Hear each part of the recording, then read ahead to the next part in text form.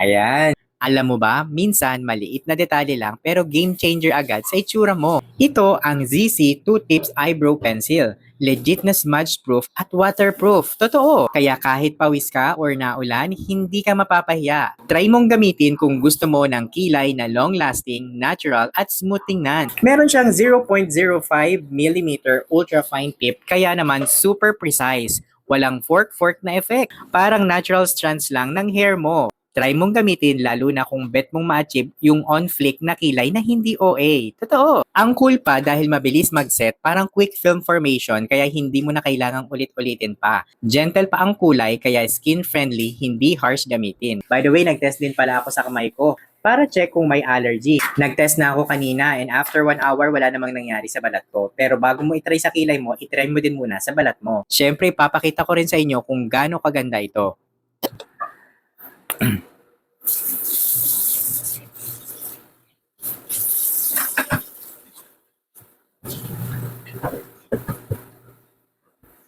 Kita niyo ba yung difference niya?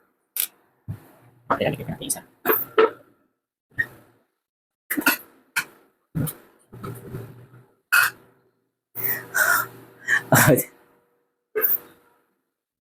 Ayan.